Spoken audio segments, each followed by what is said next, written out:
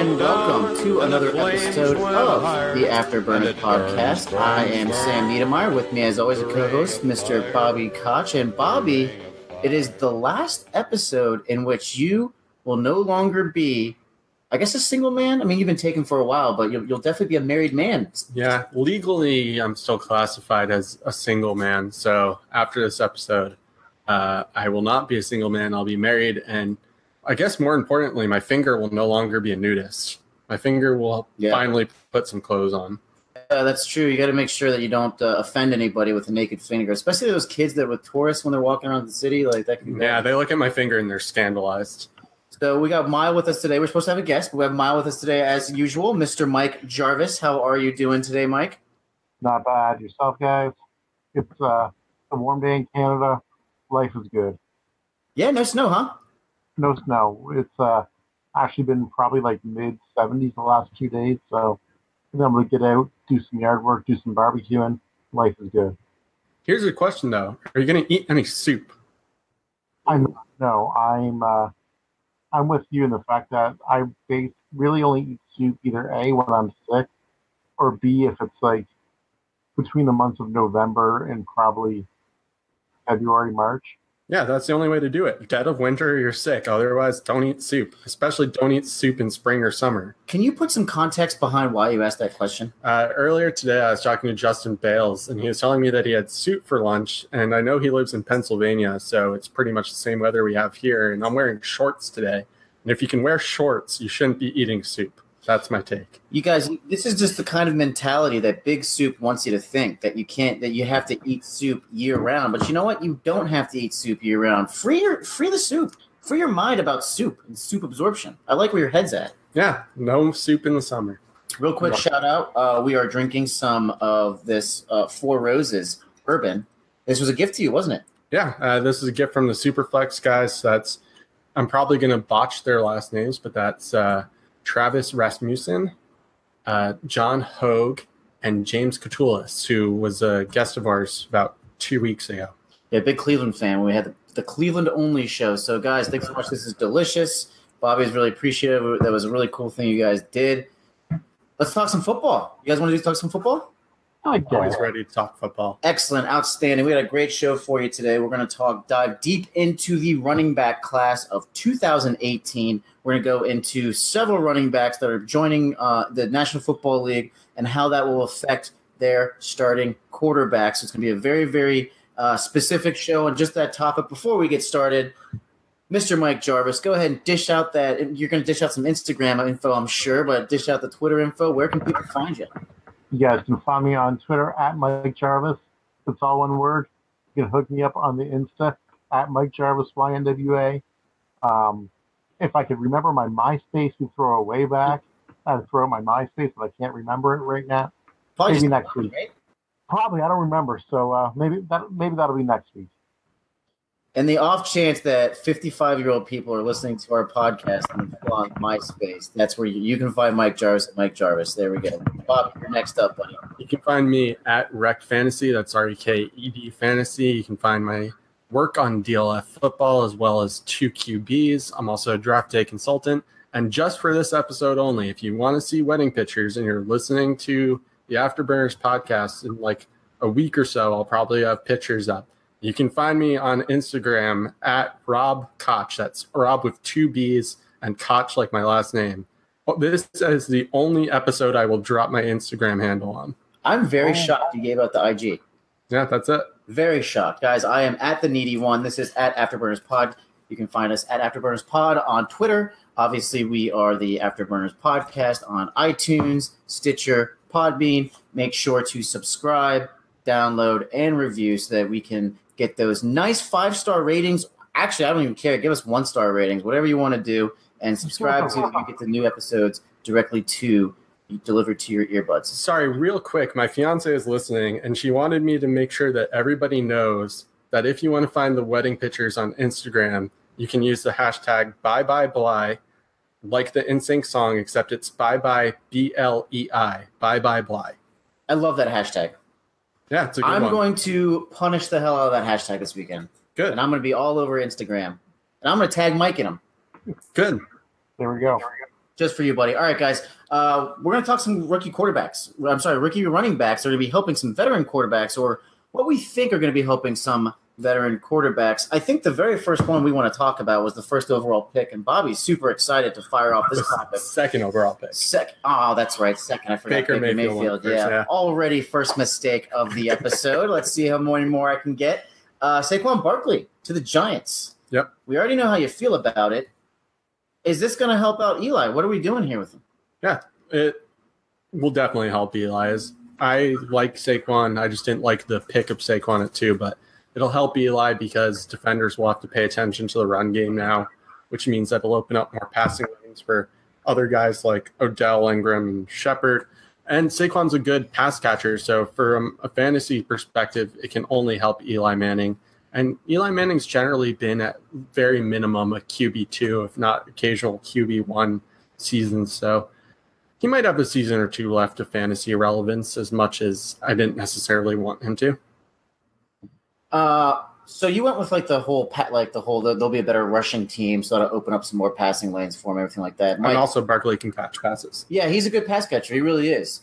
Mike, are you on board with that? Yeah, absolutely. Bobby took basically everything that I was going to say.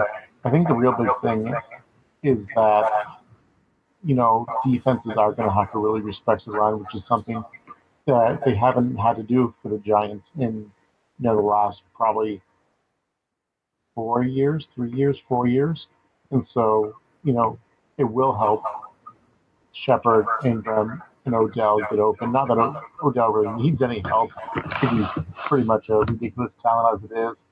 And Barkley can catch the passes out of the backfield. If Eli is getting pressured, which he might, the Giants' O-line is, you can look for that little dump off to Saquon and can maybe scamper 10, 15 yards and give Eli half a point or so. So, yeah, it's a big positive for Eli for sure. This is really like the best, theoretically. Now, granted, Saquon has to play he has to play it down before we start doing this, but right. Theoretically, their best passing and running, their best player out of the running back position since Tiki, right?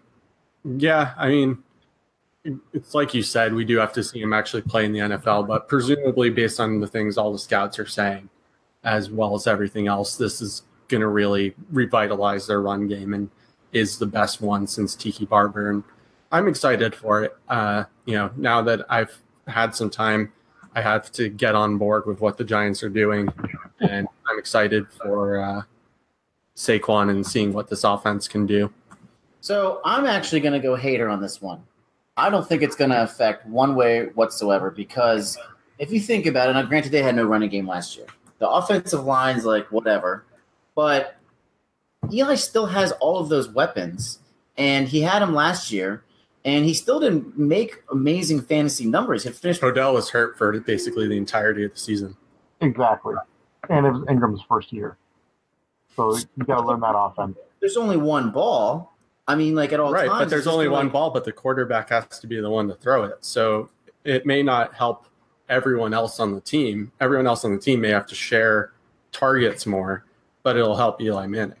I forgot that was hurt. That really puts a damper on my argument, doesn't it? Yeah. He basically missed all I don't know if it's going to be like all of a sudden, like Eli with a running game, he becomes this amazing QB1. I just don't know. I'm not saying he's a QB1. I just think that he at least has another QB2 season in him. I agree. A solid QB2. Like, I'm talking QB16-ish. Yeah, that sounds about right. I'd maybe even say like borderline 1, like maybe 14, 15. If he finishes in the top 12, I'll be somewhat surprised, but I won't be shocked. But I don't think he's finishing as a top 12 quarterback this season. I'm gonna say he'll be a QB2. I'll say low end. So like 22nd. 22nd. All right. 22nd. Real quick, we're still seeing these crazy like overvalues of Saquon Barkley. I'm on this tweet right now. It's at Brandon R. Bush, and he's talking about, he puts out a poll, like what's obviously asking what's the better side. It's Kareem Hunt and the 10th pick in the first round versus essentially the first pick with the 101, which we all know is Saquon. I mean, 61% Saquon side be Kareem Hunt. I'm going to get a lot of Twitter hate for this, but I would take Kareem Hunt straight up over Saquon Barkley right now. 100% you would, because he's done it. Yeah, not many people agree with that, but I would. And I'm also a big Kareem Hunt guy, so.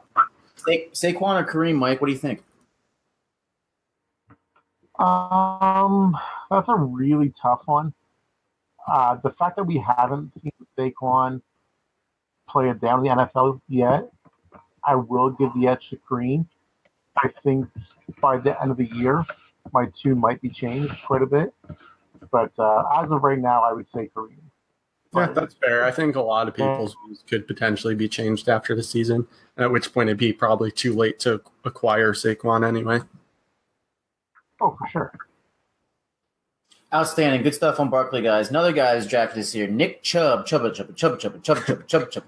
the University of Georgia. He's joining the stacked backfield of the Cleveland Browns. Well, not necessarily stacked, but definitely it's pretty stacked. It depends how you feel about Carlos Hyde. I like Carlos Hyde. So we got Tyrod Taylor presumably starting at quarterback. Also Baker Mayfield, who actually was the first pick. Thank you to the correction of Mr. Bobby Koch here.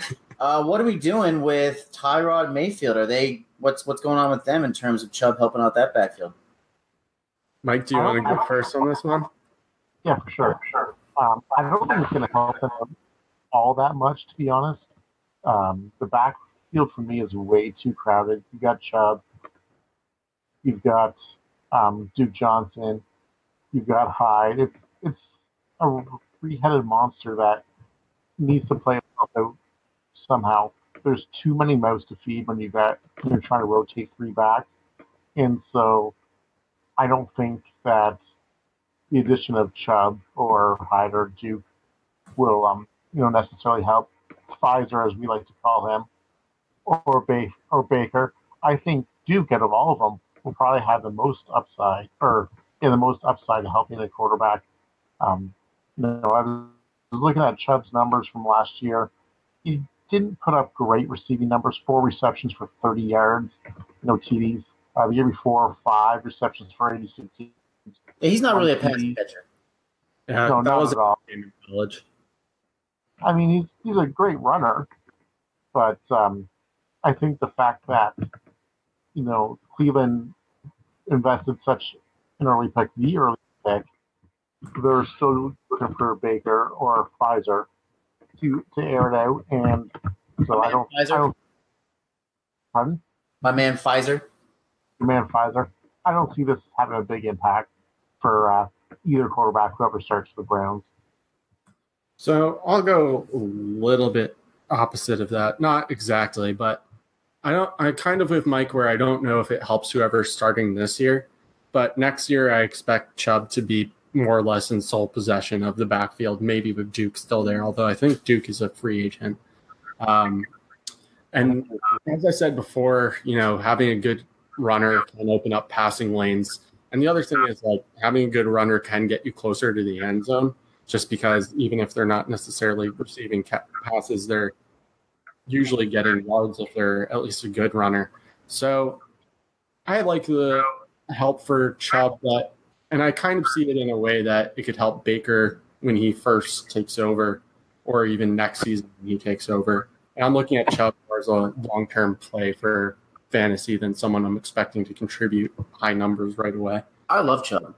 I love him. I love him coming out of Georgia. Granted, I'm an SEC biased guy because I went into a school. If he didn't have the knee injury, he would be in conversations right there at Barkley. Look, his freshman year was unbelievable. That was 4 years ago. He also has a great hashtag for people who are Rick and Morty fans. Gabe Gearing, FF Man Bun, did a hashtag called Wubba Lubba Chub Chub instead of Wubba Lubba Dub Dub.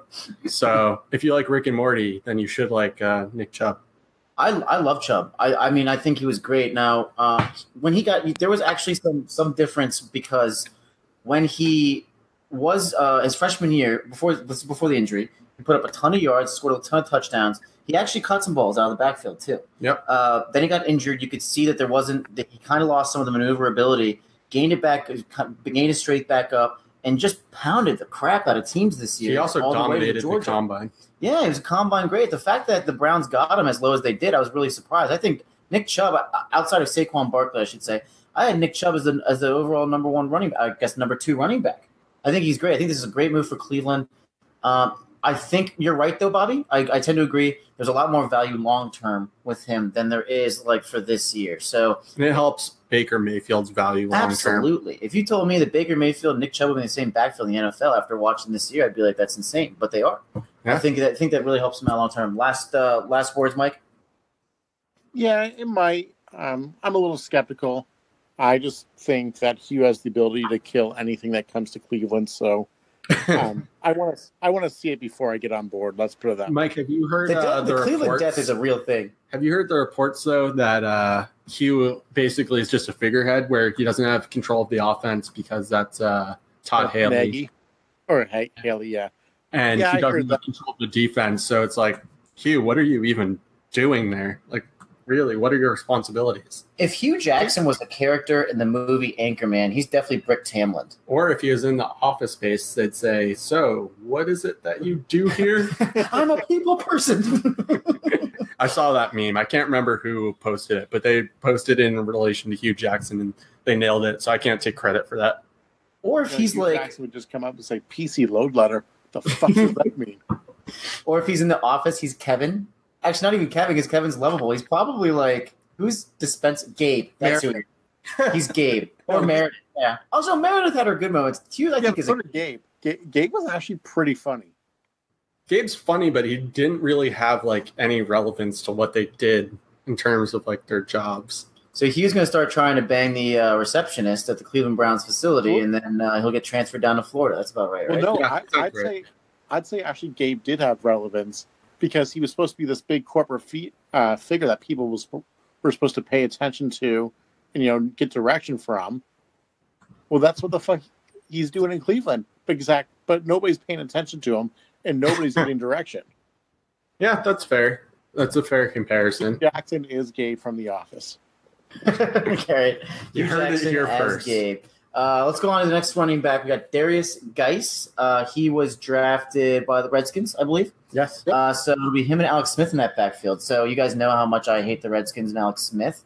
Interested to hear your take here on how Darius Geis can propel Alex Smith past the end of QB2 that I think he's going to be.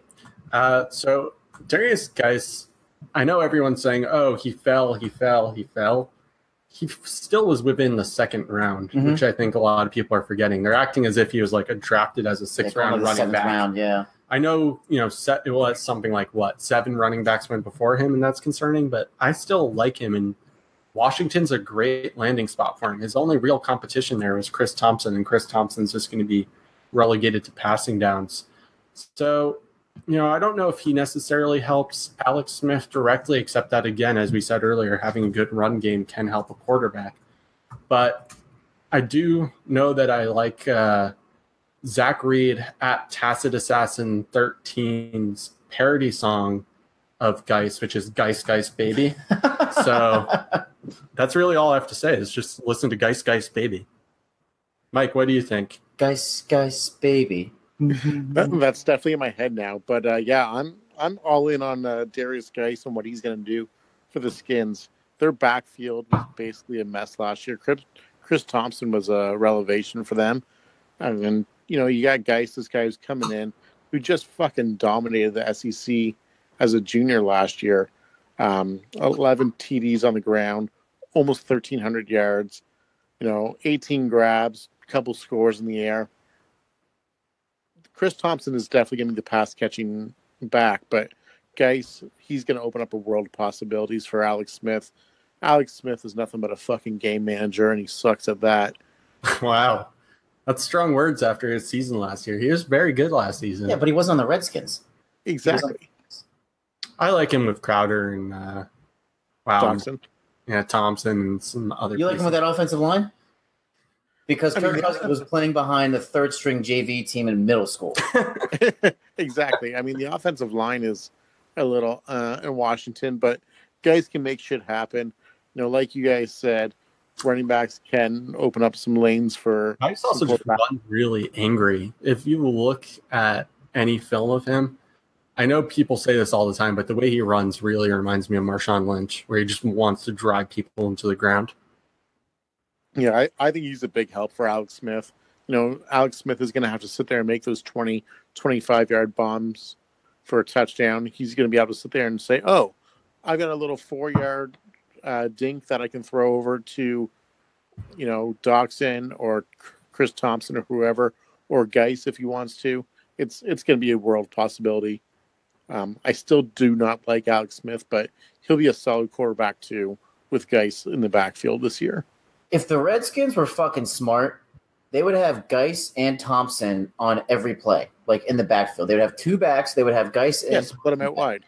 But they're not. Yeah, you're right. They're not, and that's not really what. I understand coaches like Gruden get into their zone of like their coaching scheme, and that's what got him to where he is. So I'm not going to sit here and say, but at some point, like play to your personnel, coach to your personnel. Geis and Thompson out wide too. Yeah, you put him he comes from the backfield, put him in motion. Now he's in a slot. That's scary for any linebacker right there. I like Darius Geis. I'm with you, Mile. I'm with you guys. I like Darius Geis a lot.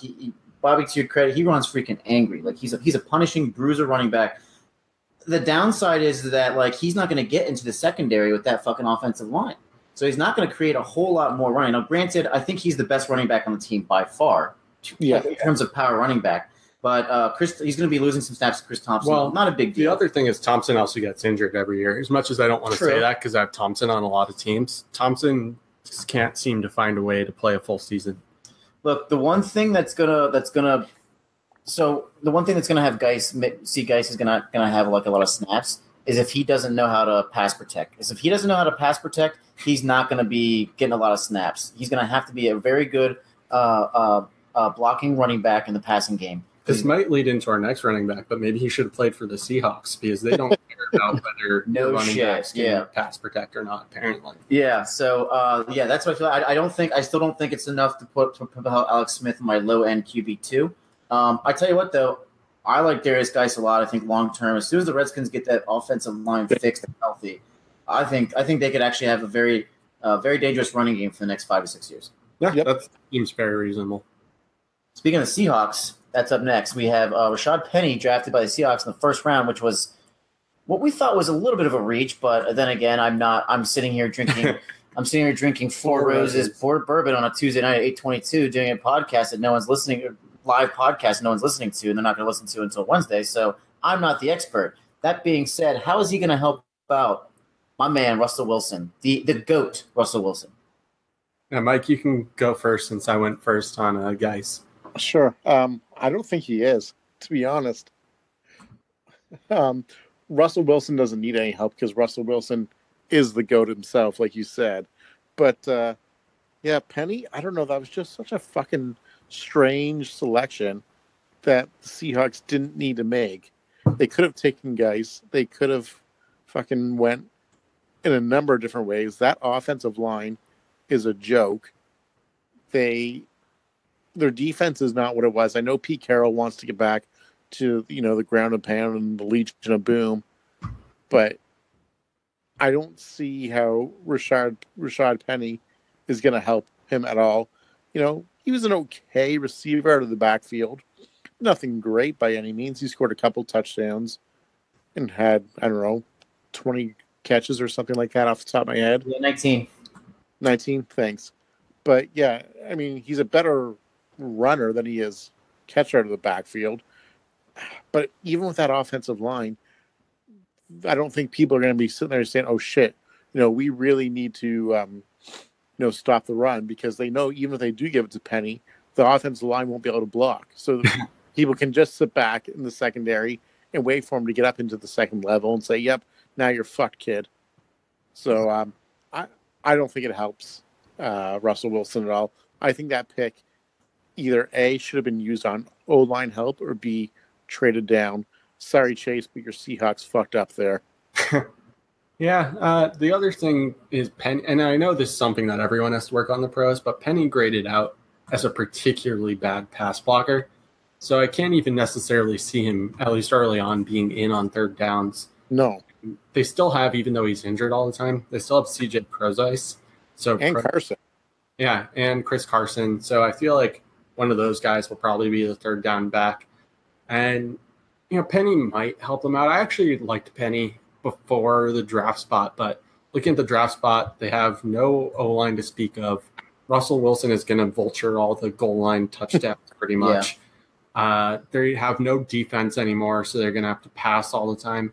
I just don't really see, and I know a lot of people have Penny still ranked very highly, but I just don't necessarily see a path to at least year one relevance. Maybe year two when they finally realize they need to draft O-line, but we've been saying they need to draft O-line since they drafted Russell Wilson and it hasn't happened. So I'm not holding my breath that O-line help is coming for the Seahawks anytime soon. They basically stole the playbook for the Indianapolis Colts front office. Like, have a stud quarterback and don't protect him for 5 years. I mean, I don't know where the problem is there. That seems like a gold strategy if I'm in charge of a front office, right? Yeah, definitely. The one thing I can say about the Giants, just to tie it back to Saquon for a second, is yes, they didn't draft a quarterback, but they did at least draft a very good lineman so that when they do get their quarterback of the future, he'll presumably be at least somewhat better protected. True. Yeah. The thing with Penny that's disturbing, Bob, you hit it. Like, he's not a very good pass blocker. And that wasn't their game at San Diego State. Now, the thing is, he's a pretty big guy. I didn't realize he's 5'11", 220. That's like prime blocking running back size that you want to have for somebody that's going to be your every down back. Like, you want to be that size so that he can block. And I don't think it's out of the realm that he can probably figure it out. He somehow didn't for 4 years at San Diego State. Again, it's not his game. But he's actually not a bad receiver. I know he only had 19 catches, but he had some pretty good numbers from the combine. Like, he was able to catch. He's got some pretty good speed. I think the way that he helps Russell Wilson, at least in year one, is not by blocking, but by just catching passes out of the backfield. Yeah, it's possible. And the other thing I'd say about college running backs not having the biggest pass catching numbers is you sometimes have to take that with a grain of salt because it's not always the coaching scheme that they use in college. And it's also just there's so many different ways that people get used in college and then they get to the NFL and they get used differently. It's perfect. Yeah, perfect example. San Diego State, they run that run pass option from the spread. Another example is like Melvin Gordon wasn't thought of as a good pass catcher in college, and he's come out and basically made himself irrelevant because his rushing's not that great, but his pass catching has been pretty good for the Chargers. I don't think Rashad Penny's going to have like Christian McCaffrey numbers in terms of like receptions. It wouldn't surprise me if we see 40 to 45 on his block at the end of the year. Seems pretty high. Yeah, I was going to say maybe 30 to 35. Yeah, 40 to 45 might be high. 30 is probably more accurate, but still, Russell Wilson likes to spread that ball around. I mean, like there's no like wide receiver run. I mean, I guess you could argue Doug Baldwin, but he likes to spread that. And to his credit, he does a good job of it. Yeah, but then Russell Wilson will also just say, "Fuck you, Penny. I'm going to take this myself for 30 yards and a touchdown." He could say that. He strikes me as a good guy, though, because he stayed with Sierra. So that's why I'm going. Yeah, I think he's a good teammate type. I just think the reason that he's taken the ball in himself so much or rushed so much himself is plays have fallen apart. And he's pretty much had to. 100%. He had one game last year. He had more total yards than the team offense. I know. I played against him that week in fantasy. It was real fun watching that. He had like 472 yards of passing and rushing, and the team had 469 or something like that. It was insane. Yep. I was pretty angry. That's why he's the GOAT. So Wilson's still QB1 regardless, right, guys? Oh, absolutely. Probably the greatest thing I've done on this podcast is convincing you both how great Russell Wilson is. I know I didn't believe it, but like after our third episode, you convinced me. Yeah. I knew how great he was. All right, let's move on. So next one we got is another GOAT, a GOAT from kind of got that bionic GOAT thing going on. That's Tom Brady. The Patriots draft Sony, like PlayStation? Like a PlayStation, I think. Sony Michel. Interestingly enough, you guys know Dion Lewis left, and he was a nice pass catcher and a nice option for Brady. So do we see kind of a similarity here? Dion Lewis kind of picking up those reins right there. Bobby, what do you think? I have mixed feelings about it. I'm starting to come around because some very smart people have convinced me that Michel is not going to be the thing that I think he is, which is basically a scary running back by committee in the Patriots backfield. The one thing that does still scare me is he has fumbling issues. Yes. And if you have fumbling issues, you should not be coached by Bill Belichick. He'll put you down. He'll put you on the sideline in a second. For example, Kareem Hunt fumbled on his first play ever. If he did that, he never would have broken out with Bill Belichick. Absolutely not. But the thing with Michel is they did invest a first-round pick, and Belichick is one of those guys who often says like, oh, draft capital doesn't matter that much. But I do think that he's smart enough that he wouldn't use a first-round pick on a running back unless he planned to give him a lot of run and get him in the passing game. And as you said yourself, Dion Lewis actually rushed a lot on first downs and was involved in the passing game. So I see him almost as like Dion Lewis plus. He's going to eat a little bit of the work that Lewis left. He's going to eat into Gillislee's work, and Jeremy Hill is now irrelevant. Really, I think he is the running back to own with the Patriots. And I know people have been scared off by the fact that Bill seems to use a different one every week, but I think this is finally someone you can invest in confidently. And I think it will help Brady. Brady just doesn't age, and I think this will just help him. So basically what will happen is Brady will go to Sony Michel and like suck the youth out of him somehow. He'll immediately turn him from like a complete like clean-shaven rookie into somebody with a long he'll be a grizzled veteran with like a scar under his eye.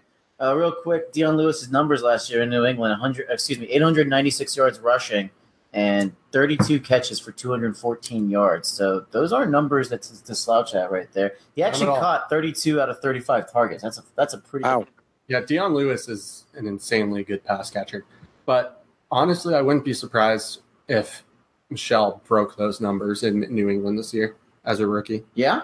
Yeah. I've now convinced myself on this podcast that I'm bought into Michelle. Lay it on us, Mike. Sony Michelle, what do you think? Yeah, if anything, I think the biggest way that he's going to help Tom is he's going to take some of the load off Brady. Lewis was great for the Patriots, and you had Burkhead back there as well too.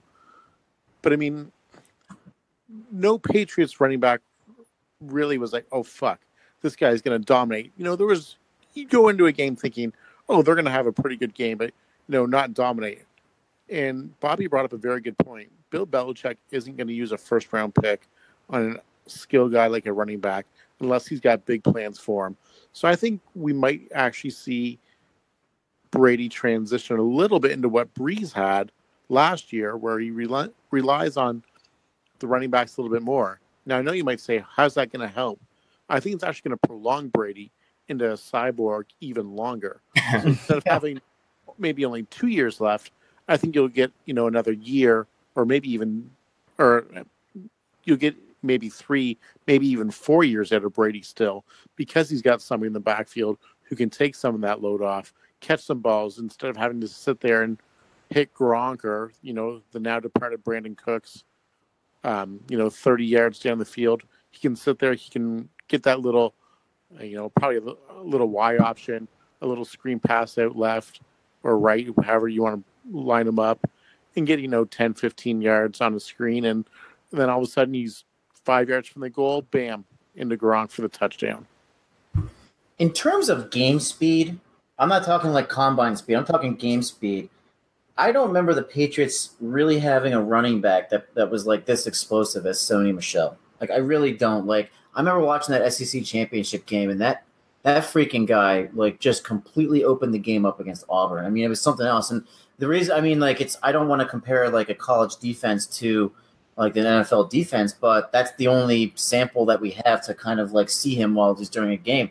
Mike, I like where your head's at and saying that, hey, like maybe Brady's pass attempts go down a little bit, but maybe he stays another 2 or 3 years. Because, let's probably play another 15 years at this point. Probably. I don't know if you guys saw this, but supposedly Kurt Warner was really serious about trying to come back at 47. I read that today. And was like, oh, shit, I'm going to play till I'm 50. I'm glad you brought up Kurt Warner. I remember his wife being super ugly for their first like Super Bowl. But then when he went to the Giants, she was like a complete dime when he was on the Giants. It was insane. I'm gonna have to find up the pictures. Maybe I'm thinking of somebody else. Brenda Warner, she was atrocious, and then she had something done. I don't know what it was, but she became like an actual quarterback wife. I have no comment.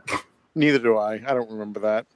You know what? I'm used to clearing rooms with my perception and my overall quips about what's happening around me. So let's move on to, we have Case Keenum get some help with, who's this? Freeman? This is Royce Freeman. Royce Freeman. Thank you, Bobby. Over in Denver. So lay us some Royce Freeman knowledge.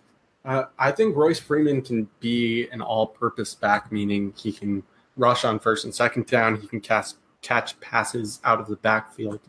I think they'll probably still have Devontae Booker catch. That's the right name, right? Devontae Booker. Devontae Booker catch passes on third down, at least initially. But I do think this helps Keenum.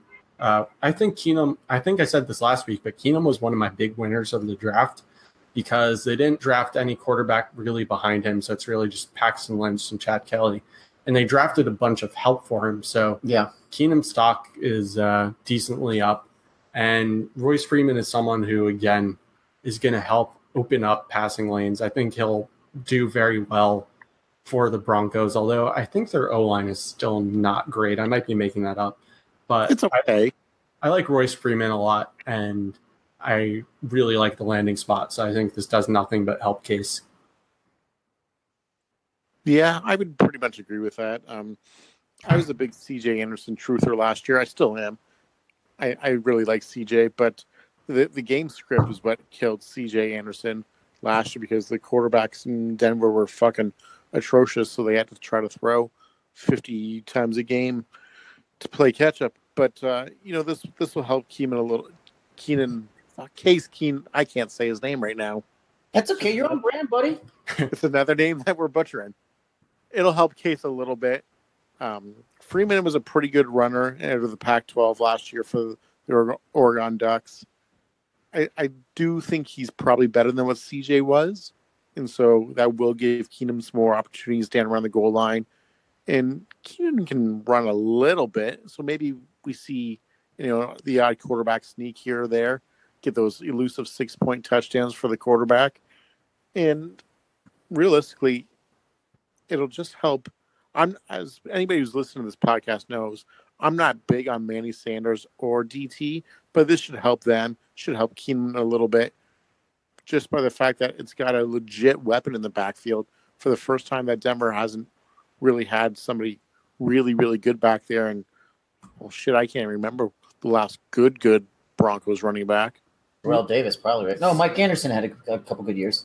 To Anderson's defense, he always seemed to find a way to at least get like 1,000 yards a season. Maybe I'm just making that up, but I feel like he had like very quiet 1,000 yard seasons. Yes, because fantasy Twitter hated CJ Anderson, and so nobody gave him any credit. He was actually pretty good. It's just game script killed him last year. Yeah, last year he wasn't as good, but yeah, I agree. He is underrated, and I also might just be defending him because he's a huge Sonic the Hedgehog fan, and I grew up playing a lot of Sonic the Hedgehog. So, who didn't? That's why CJ Anderson and I have a special bond. Case Keenum was a QB1 last year. Is that correct? Was he QB1 or was he borderline QB2? I believe he finished. He was on the fringe. He was right on the fringe. I believe he finished QB 15, 16, something like that. And he also didn't start every game. No, he didn't start every game, and he had fucking Latavius Murray as his running back, as his running game.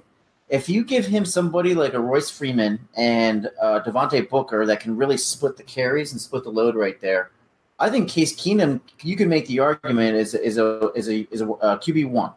I really do. This is a really good move by Denver, Bobby. To your credit, like Case Keenum owners, giant winners on the draft because they are all in on him. They've invested all of him. That's why I traded around him for him in our league with you. Humble brag, huh? There you go. There you go. Well, I'm also trying to win now, obviously, with the moves I made. Yeah, in our league, just to clarify, in the Wreck Bobby League, it seems to change its name. Either it's like Bobby gets wrecked, Wreck Bobby, some version. Something in which you're getting wrecked is accurate. Yeah, but I traded Sam. It's a super flex league. I traded him Drew Brees for Case Keenum in a 2019 first. And I feel very good about that trade at the moment. But Drew Brees still has some stuff left in the tank, so I think it's a good move for both sides. Yeah, I'm clear. When we have, and to be fair, we have different objectives. Like you have a little bit more in terms of like sustained success, and I'm obviously like in win now mode. Yeah, normally I go for it, but I took a look at my team and I went, you know what? I want to compete next year. So my final thoughts. I think Case Keenum is with this move, with Freeman going there. I think he automatically becomes somebody that if you own him, I would not even think about trading him at this point. I think the perceived value versus actual value does not match up at all. If you're a Case Keenum owner, hold on to him. Don't move him like I did, and you'll be great. Because I really think he's a fringe QB1 at this point. I don't know if I agree with that, but I do agree with holding him because I do agree the perceived value of Case Keenum is not going to match up with what I think his actual production is going to be this season. I agree with that. I don't think he'll be a QB1 just because there's so many fucking talented quarterbacks in the league. But I think he'll be a solid QB2, probably right in that 14 to 16 range. All right, good stuff, guys. And if you do want to hear our actual QB1s, QB2 projections that we had, we did an episode about 4 weeks ago. I believe it's episode 5 that we have from season 2. Great stuff. We're going to wrap up because we're running out of time. So we're going to have to talk some afterburns.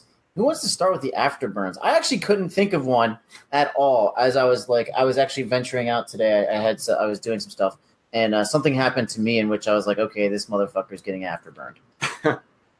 Mike, start.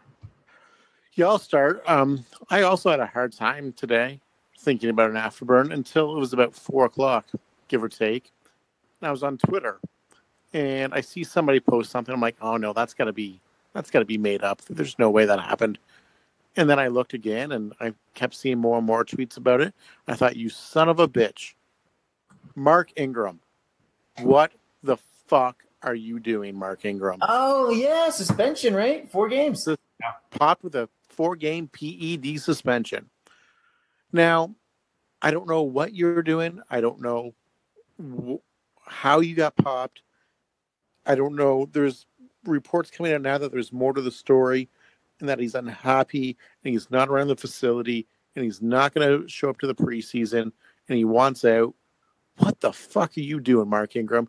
If you wanted out, getting popped with a 4-game suspension is doing nothing to help your trade value at all. Yes, He's you're sticking US. to the man. He is, but teams are going to look at that and be like, "Well, fuck this guy. He's a risk." He's popped with a 4-game suspension. Now you're putting all the load on Kamara and maybe one of those late round running backs, Boston Scott. It's great for Drew Brees because he's going to have to throw the ball more now this year. But Jesus Christ, Mark Ingram, the Saints were on the verge of something great. You had to go and be a fucking moron and get popped for PEDs. I have no tolerance for people who cheat in sports. I mean, well, depending on the cheating. Wait, so that was the quickest walk back I think I've ever seen. In your mind, let me rephrase that. I have no tolerance for performance-enhancing drugs in sports. All right, well, good save there. If you say you're playing hockey and you're a centerman, you don't have your feet quite set. Sure, fucking cheat on the face-off, whatever. But anybody taking performance-enhancing drugs, fuck you, Mark Ingram. I was a big fan of you last year and the years before. Fuck you, Mark Ingram. Mark Ingram getting burned by the Saints fan on the Afterburners podcast. Bobby, you got yourself a burn for someone? Yeah, I guess I'm going to have to go back to the soup thing because I can't think of anything else. So, by the way, this is at Bales S. Justin on Twitter. At Bales S. Great Justin. follow. I was talking to him earlier today, and he was eating soup, and it's like 70-something degrees out. And we had this whole back and forth, and it was mostly a joke, but honestly, when you think about it, when it's hot out and you're sweating, are you really craving a soup? And Justin's whole thing was, oh, well, soup is the same temperature as other food. What kind of soup are you eating, Justin? Soup is steamy and it is hot. If you're having like chicken noodle soup, the whole point is that it clears your congestion. And then a bunch of other people chimed in. There's another Justin and like Jono, because I put out a poll, and the poll is basically this. If you're eating soup in hot weather, is that A, great, or B, you're a psychopath? And what I've learned today is that I associate with a bunch of fucking psychopaths. Because if you like soup in hot weather, you're a psycho. And then a bunch of people tried to say, oh, well, do you eat ice cream in cold weather? And you know what? I don't, and I don't have as much of an issue with it. It's specifically soup. But at the same time, when I think about it, I'm not like outside freezing and think, you know what I really want right now? Some ice cream. So yes, weather should absolutely dictate what kind of food you want.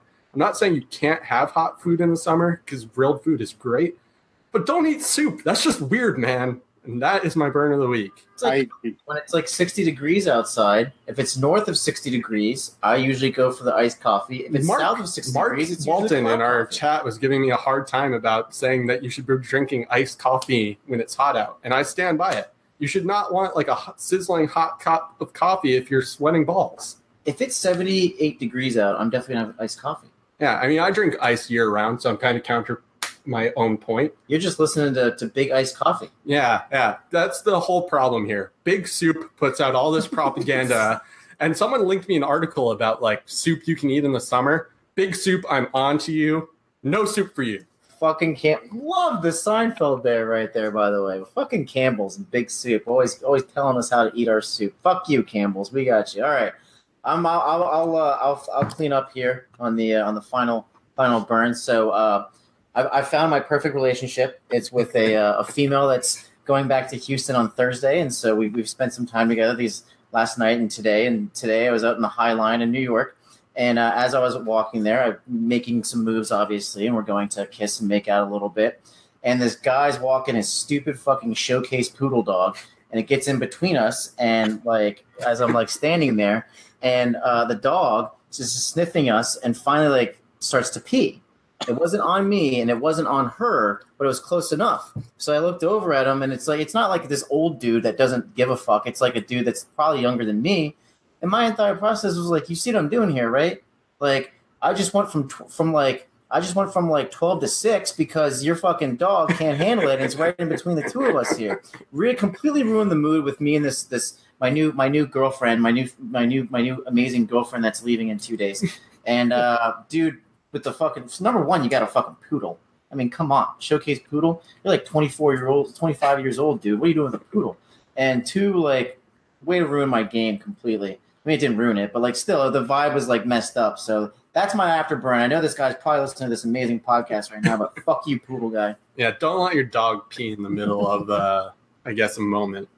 Yeah, it was a moment. So. As a dog owner, I can definitively say I've never let my dog pee in the middle of a moment. Thank you. I was a dog owner for like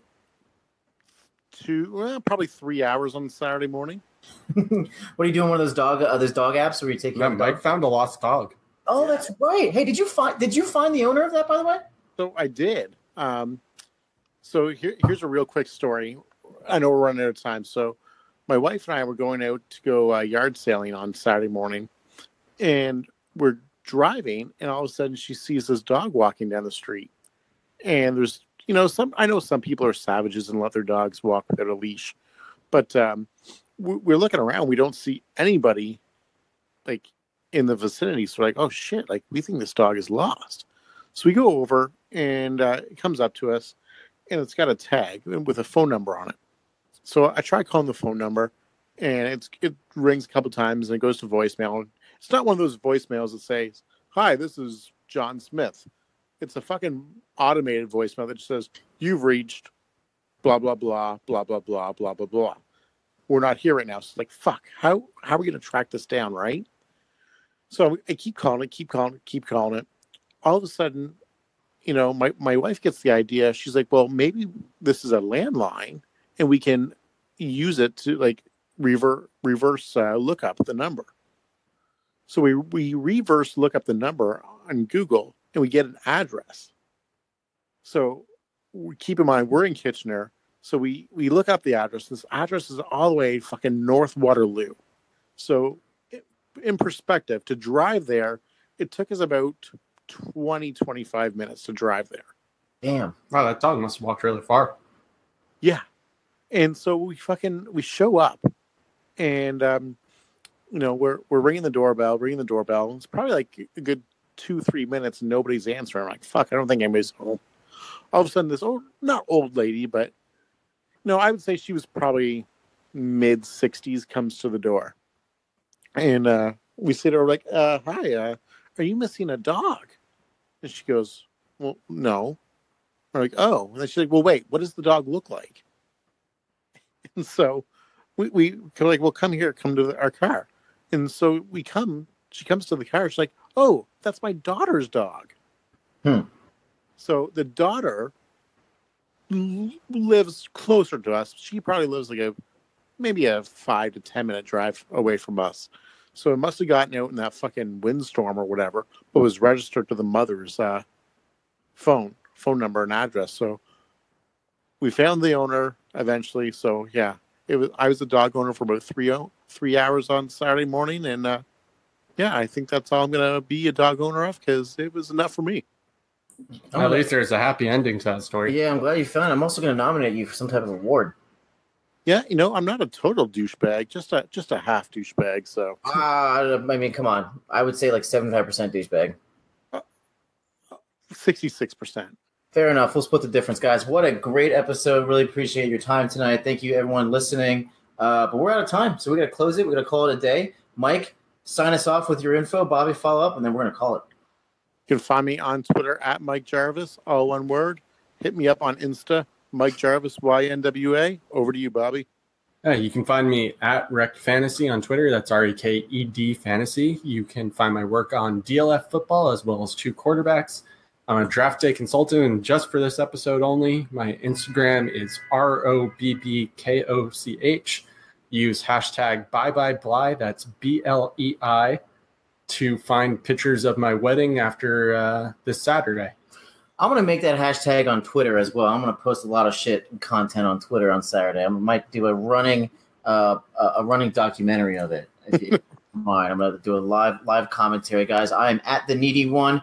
Don't forget, you can find us at Afterburners Pod. We're on Podbean, Stitcher, and iTunes. Please, if you're on iTunes, rate us, review us, subscribe, get all those episodes directly to you when they come out fresh out the kitchen, just like some R. Kelly Ignition remix. Finally, Yes. if you have any questions, send it to the afterburnerspod@gmail.com. Thanks again for listening. Have a great rest of your week, and make sure to hit up Bobby and say congratulations on Saturday.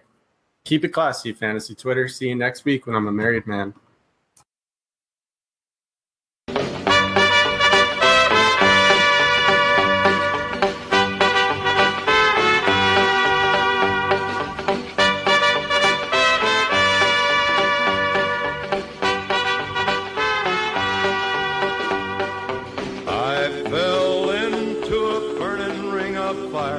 I went down, down, down, and the flames went higher, and it burns, burns, burns.